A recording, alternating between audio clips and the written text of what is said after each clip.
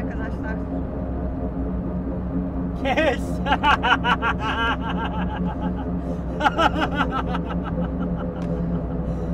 Çok size merhaba.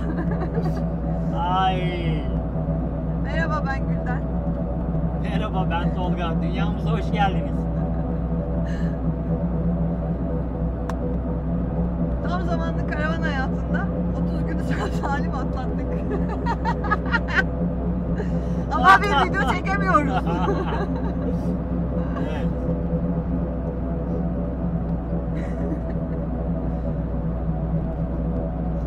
Ve Tolga ipleri ele alıyor.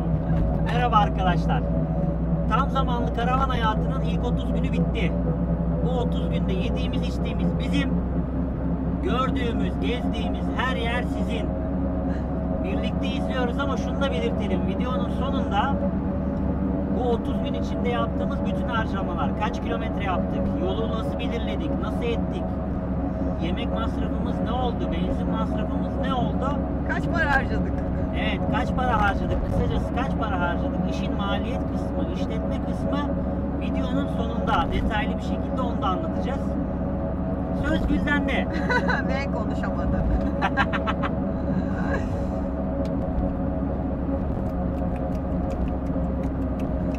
Ne söyleyeceğim, başka her şey söyledin zaten. Evet, dayanamadım.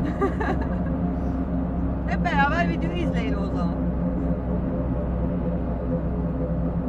Ve Bursa'dan yola çıktık. Gülden'in haritada işaretlediği, onu Instagram'da falan çok paylaşmıştık, işte Türkiye'de gezilecek nokta var diye. Çıkış noktamız belli. Bursa. Bursa'dan çıkacağız ama nereye gideceğiz? Hiçbir plan yapmadık biz. Aklımızda sadece tek bir yer vardı. İlk rota. Onun haricinde Ege'ye mi gidelim, Akdeniz'e mi gidelim, oraya mı gidelim, buraya mı gidelim? Hiçbir şey belli değildi. Tabii hal böyle olunca biraz karıştı ortalık ama neyse ki ilk durağımıza vardık. İlk durağımız Ankara Anıtkabir'de. Anıtkabir'de atamızı ziyaret ettik. Doya doya bir gün geçirdik orada. Çok hoş bir atmosfer, duygu yoğunluğu inanılmaz fazla. Vatan sevgisi olan her Türk evladının en az bir defa gidip görmesi gereken bir yer. Ya biz niye Anıtkabir'e gittiğimizi ilk videomuzda da paylaşmıştık. İsteyenler onu tekrar izleyip niye Anıtkabir'e ziyaret ettiğimizi şey yapabilirler, tekrardan hatırlayabilirler. O yüzden burada bahsetmeye çok gerek yok bu konudan. Gerek yok. Ama mutlaka gitmenizi tekrar tavsiye ediyoruz. Ya farklı duygular içine giriyor insan orada. Yani hem hüzünleniyorsun, hem mutlu oluyorsun, hem gurur duyuyorsun. Fazlasıyla gurur duyuyorsun. O yüzden mutlaka ama mutlaka hayatınızda en az bir kez atamızı ziyaret edin lütfen. Anıtkabir ziyaretinden sonra tekrar yola çıktık. Yine hala planımız yoktu aslında. Yola çıkalım bakalım, illa bir yer tabelası görürüz falan derken yol üzerinde Tuz Gölü'nü gördük. Evet, Tuz Gölü'nün müthiş manzarasını gördük ve hemen içine girdik. Hatta Tuz Gölü'ndeyken nerede konaklasak diye bakınırken çok da güzel bir yer bulduk. Enteresan şeyler geldi başımıza. Bizi yabancı zannettiler. Türk olduğumuza inanmadılar falan. Garip garip olaylar yaşadık. Hatta şimdi birazdan şahit olacaksınız. Canavarlı bir hikayenin ortasında bulduk kendimizi. Çakal mı? Canavar. Canavar ama ne canavar? Ya kurt. Ha, kurt öyle de. Kurt. Tamam. Biz canavar diyeriz, kurt diyeriz. Kurt var mı burada bayağı ya? 5 tane kurt var. Ve canavar hikayemizin kahramanı meşhur Çoban amca. Tabii çoban amcayı gönderdikten sonra mıntıka temizliği yapmaya başladık. Çünkü leş gibiydi ortalık. Sabah uyandığımızda, akşam geç varmıştık oraya. Sabah uyandığımızda fark ettik. Aslında çok ıssız bir yer olmasına rağmen İnsan yoksa hiç, hatta insanı bırakın sokak hayvanı bile yoktu. O kadar ıssız bir yerdi. Ona rağmen yine her yerde çöpler vardı maalesef. evet, çöpleri toparladık ve toparlanma vakti. Artık ufak ufak yola devam edelim diyoruz. Evet, erkenden yola çıktık çünkü buraya geliş yolumuzun bozuk olduğu gibi Diğer taraftan devam ederken çıkış yolumuz da inanılmaz bozuktu. Yaklaşık 33 kilometre gibi birazdan izleyeceğiniz yolda sürdük. Kameranın ve çekim yaptığımız telefonlarda gimbal olmasına rağmen göreceğiniz üzere inanılmaz sarsıntılı bir yolculuktu. Hani bu video böyle hızlandırılmış, aşırı hızlandırılmış bir halde falan değil ama deliler gibi bir sarsıntı vardı yolda. Evet, ama manzara efsaneydi tabii. Ve koyunlar efsaneydi. Hatta burada biz sesimizi kesip aslında sesin duyuluyor burada. Yok, Senin arka sesin ses olabilir. değil mi? Arka Aynen. ses kullanabiliriz burada mesela. Koyunlar efsaneydi. Sıra halindeler ya. Koyunsunuz Evet. siz, ne yapıyorsunuz orada? Çok efsanelerdi cidden. Hepsi sıra sıra. Ya ülkemin her yeri ayrı güzel ya. Yani bilmiyorum, gezilecek o kadar çok yer var ki şey olarak düşünmeyin, hani sadece Ege Akdeniz'den ibaret değil bu ülke. Sadece Bodrum, ne bileyim Yalıkavak, ıvır zıvır değil yani sadece. Aynen öyle. Planladığımız yerlerin birçoğuna gittik yol boyunca buraya gelene kadar. Buradan sonra mesela işte giderken haritadan konumu önümüzü açarak yakınımızda nereler var, nereleri gezebiliriz diye incelediğimizde yakın bölgede bir neydi? Kilistra, bir de Lukyanus kitabeleri. kitabesi. Kilistra Mesela fotoğraflarda şu anda, evet. gördüğünüz yer. Burası çok eski bir yerleşimmiş. Şu anda da yerleşimin göbeğinde aslında. Bayağı okul Aynen falan öyle. var arkasında. Biz daha çok böyle bilinmeyen yerleri gezmek istedik aslında bu sefer. Yani tanınmayan, çok insanın görmediği, yakında büyük ihtimalle meşhur olacak yerler. Ya kahverengi tabela değil mi? Evet. Kahverengi tabelaları takip edin. Sadece ve sadece Akdeniz bölgesinde dikkatli olun çünkü sizi otellerin içine çıkartıyor. Onun haricinde kahverengi tabelaları gezin ülkede ya. Yani bırakın işte Göltürk Bükü'ymüş de enteresan yerleri. Kahverengi tabelalar bazen yanıltıcı olabiliyor. Mesela Lukyanus kitabelerinde bizi köyün içine çıkarttı haritadaki konum ama sağ olsun burada da bir çoban amca önden Amcamız sağ motorla giden. olsun. Önden motorla giden çoban amca sağ olsun bizi sadece yol tarif etmekle kalmadı. Hemen kendi motoruna atlayıp peşimizden bizi orayı gezdirmek için bizi oraya götürdü. Bu yer ve gök tanrı anıtıymış. Kaçtı? 6 ton mu Hayır, demişti? 70 ton 70 olduğu ton. tahmin ediliyor. Hatta işte müzeye onu götürememişler. Onun bir şeyini yapmışlar. Kalıbını yapmışlar. Kalıbını onu. yapıp müzeye kalıbıyla bastıkları versiyonunu götürmüşler. Aslı orada duruyor hala. Ve aslında burası çok da geniş bir yermiş. Amcanın öyle. anlattığına göre ta karşı tepelerde bile kalıntılar bulunmuş ama tabii enteresan da bir şey var bizim ülkemizde. Hani böyle antik eski uygarlıkların yaşadığı yerlere çok da değer verildiğini zannetmiyorum ben. Belirli bir iki nokta var. Onların dışında Markalaşmış yerler dışında. aynen öyle. Hiç şey yapıldığını tahmin Yani etmiyorum. zor bulduğumuz yerler arasındaydı Lukyanus. Amca sağ olsun Amca bize sağ çok olsun, yardımcı oldu. Sonra yine orada da biraz vakit geçirdikten sonra yola devam etmeye karar Naztepe verdik. mağarası çıktı karşımıza. Ona dedik uğrayalım. O da mutlaka görün. Ama astım hastalığınız varsa kesinlikle girmeyin içerisine. Çok nemli bir ortam. Orası da çok güzeldi, keyifliydi. Sonra Manavgat'a indik. Bir baktık Akdeniz'e doğru iniyoruz. Aşağıya doğru indikçe böyle bir hava ısınmaya başladı. Evet. Bayağı yaz mevsimini yeniden yaşadık. Ekim sonu, Kasım başıydı. Önceki konakladığımız yerler işte Tınaztepe mağaraları, Konya grubunda. Ankara hep soğuktu. Daha Bursa'da serin. da hava soğuktu aslında biz çıktığımızda yola. İşte birkaç akşam ve bastoyu çalıştırmıştık Bursa'dayken. Sonra Manavgat'a bir geldik. İnsanlar denize falan giriyor. Benim üzerimde polarlar vardı. Manavgat'ta çok güzel bir yer bulduk. Mendirek'ti değil mi? Yanlış Mendirek. hatırlamıyorsam. Mendirek sahil. Böyle arabayla sahilin dibine kadar girdik. İlk burada sahil dibine kadar girdik. Evet, denizi ilk gördüğümüz an. Sonra çamurlardan geçtik böyle. Kamerayı suya düşürdük hafiften.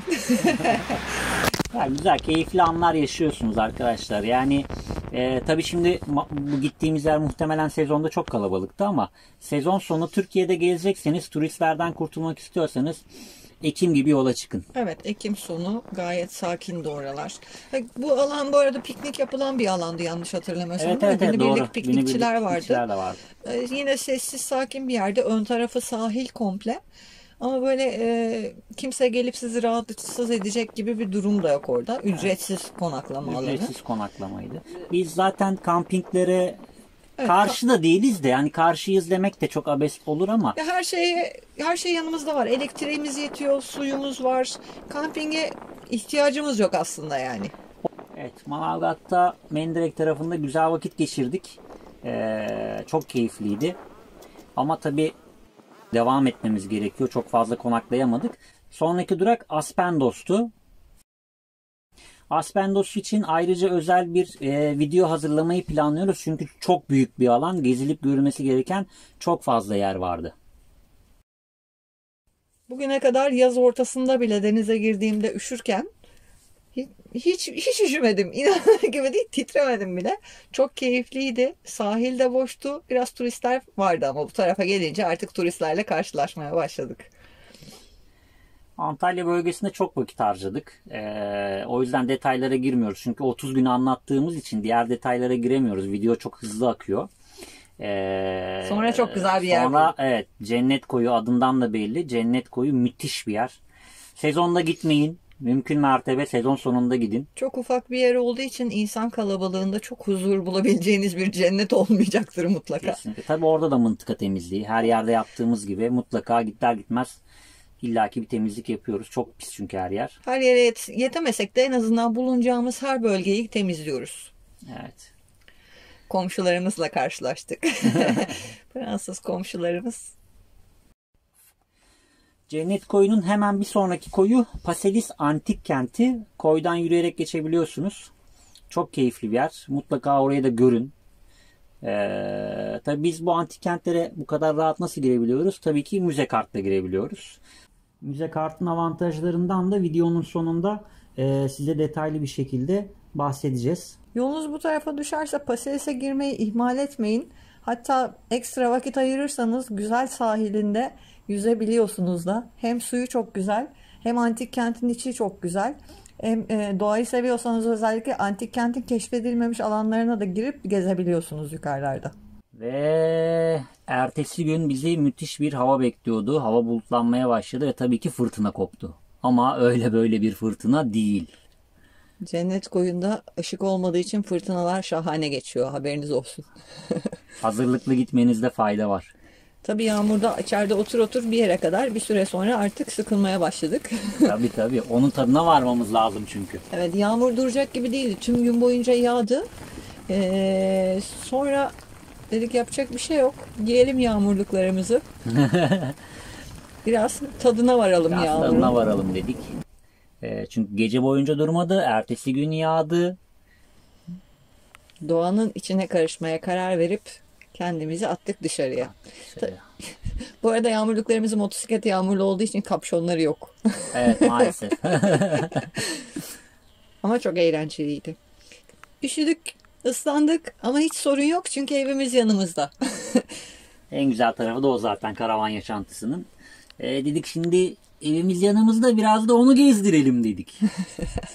Yağmur sonrası su birikintilerini gören Tolga tabii ki dayanamadı ve evimizi çamura bulamak için. Ama çok zevkli. Evet, çok güzel su atıyor. Rekor kıracağız bir gün. Arabanın üstünden geçirebiliyor muyuz o suları diye. Tabii yola devam. Yoldayken ne kadar mutluyuz, gördünüz mü? Sonra kıyıdan yola devam ettik. Adrasan'a gittik. Adrasan'da sezon kapanmış. Haliyle tekneleri falan topluyorlardı. Biraz daha ileriye gidince yine müthiş bir yerle karşılaştık. Gün batımları efsane. Akşam üzeri gidince böyle güzel bir manzarayla. Sonra sabah bir uyandık. Müthiş deniz, insan yok, sessiz, sakin ve hava inanılmaz sıcaktı. Yani öğlen saatlerinde dışarıya çıkamadık desem yeri var. Kesinlikle. Yalıtım yüzünden arabamızın içi gayet serindi. Serinlemek için arabanın içine girdik öğlen saatlerinde ya da denize girdik. Evet. Çok keyifli vakit geçirdik. Çamaşır yıkadık. Denize girdik, güneşlendik, dışarıda duş yaptık. Sonra artık tabii bir ayı doldurmaya yakın artık tabii haliyle kirli çamaşırlarımız birikti. Sonra çamaşır makinesi Tolga. Son model çamaşır makinamız. Tolga yıkamaya başladı çamaşırları, sağ olsun bana bırakmadı. Ben de işte ucundan sıkma işlerine yardım ettim. Bir ayımız inanılmaz keyifli geçti. Evet, hızlandırılmış bir şekilde 30 günü birlikte beraber geçirdik. Biz çok keyif aldık bu 30 günden. Öncelikle şimdi bir önceki videomuzda karavanda 30 gün diye bize kolay gelmişti ama emin olun hiç kolay değil. Kaç gündür bu videoyla uğraşıyorum. Uğraşıyoruz hatta. Kolay değil kısmı video ile ilgili. Yaşamakla ilgili bir sıkıntı yok. Ama yaşamak çok keyifliydi. O konuda hiçbir sıkıntımız yok. İnanılmaz keyif aldık. Hatta işte eksiklerimiz olmasaydı, sobamızı yapmış olsaydık hiç Bursa'ya dönmeye bile niyetimiz yoktu yani. O konuda kesinlikle sıkıntımız yok. Zaten ilk birkaç günde hiç anlamadık bile. Yani çok fazla konum ve yer değiştirmiş olmamıza rağmen böyle sanki hep yola yeni çıkmışız gibi geldi bize. Evet. Ya belki bizim sıkıntımız şeyden de olabilir. Mesela işte izliyoruz birçok YouTuber'ı ya da YouTuber mı demek lazım bilmiyorum ama Yani işte video çekip yayınlayan birçok insanı izliyoruz.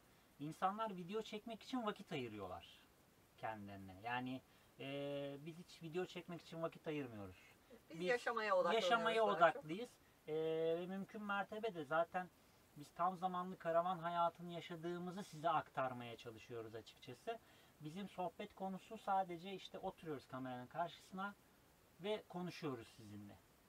Belki de ondan dolayı biz problem yaşıyoruz. Yani Bilmiyorum. acemiyiz belki de sadece. Belki. Belki. Ya bilmiyorum hani biz yapmacık olsun istemiyoruz. Biz yaşantımızı hem kendimize anı biriktirelim istiyoruz.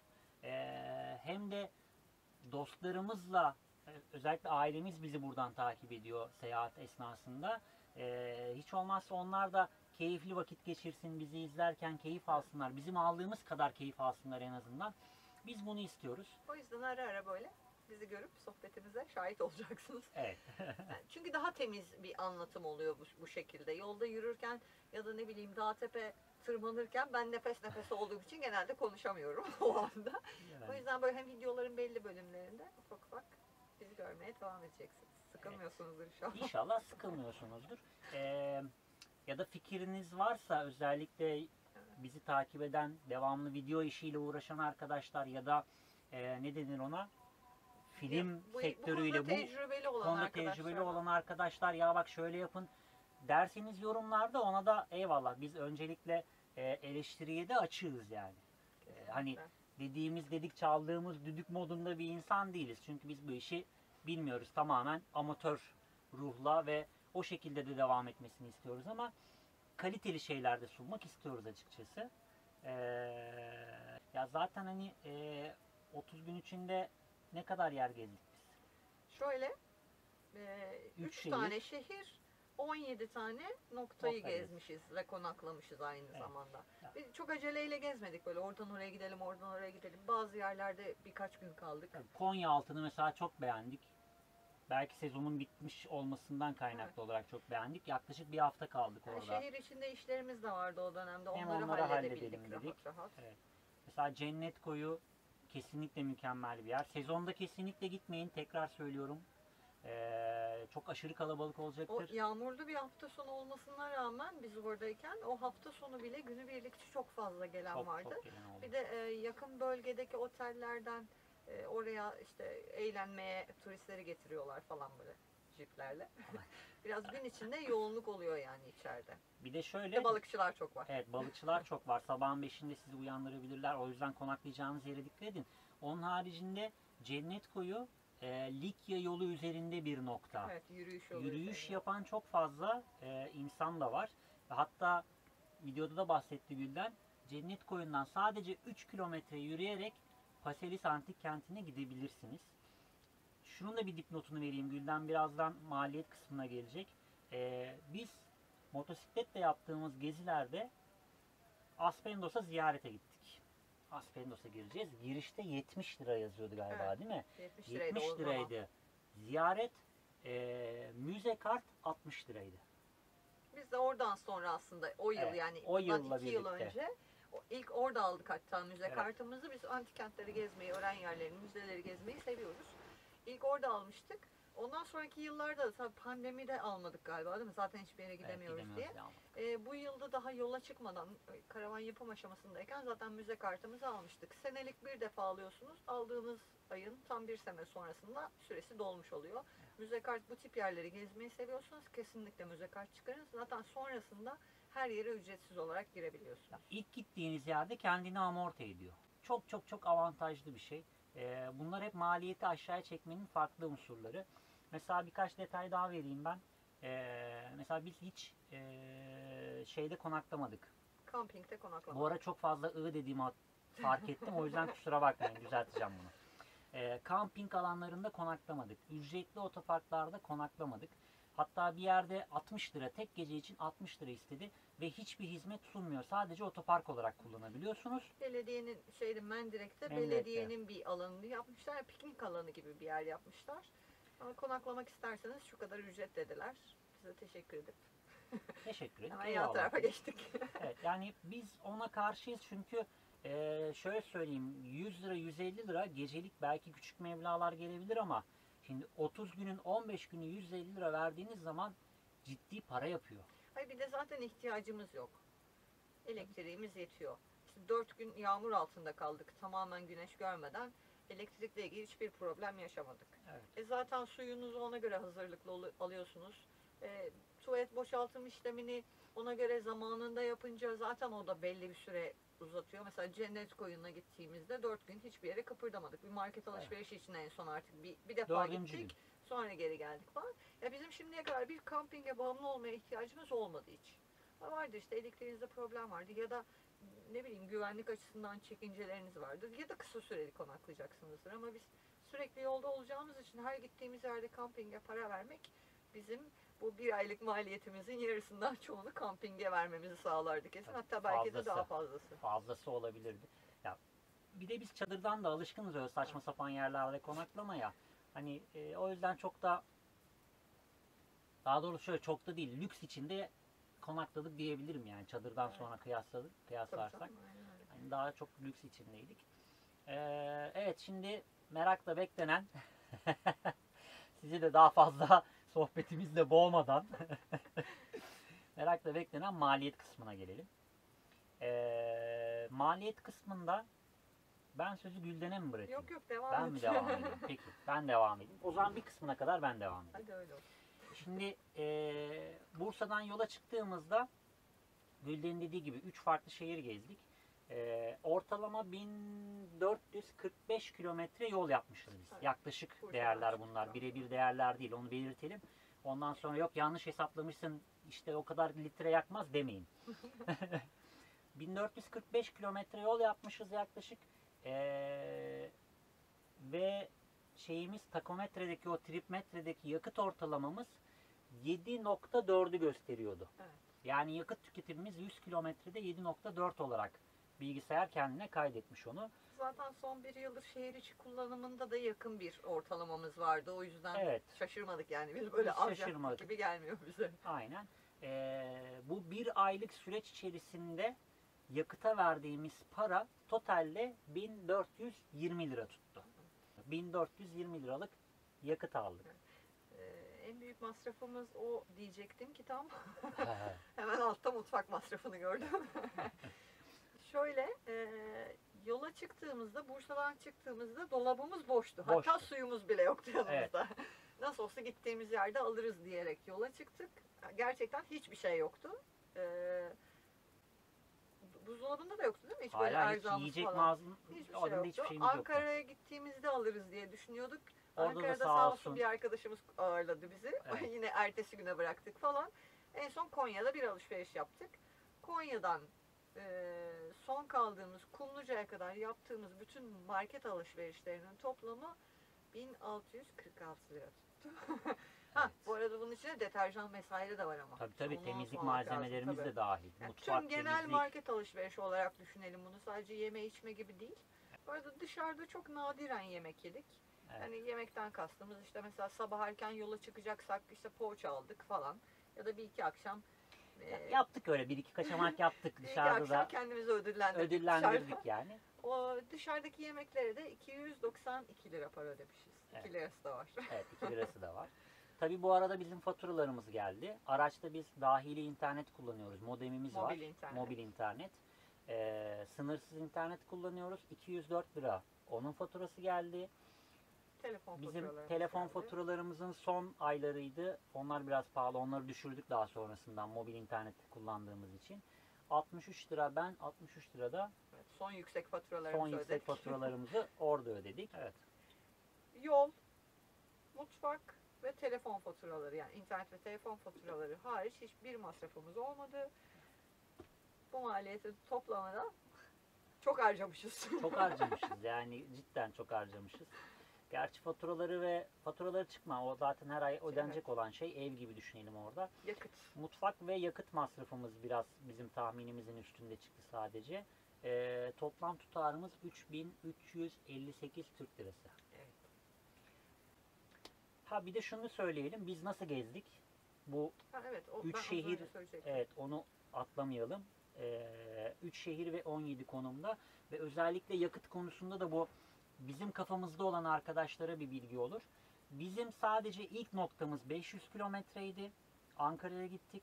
Ankara'dan gittikten sonra 160 kilometre bandında bir iki tur daha yaptık. Evet. Sonrasında dedik ki yani bizim acelemiz yok.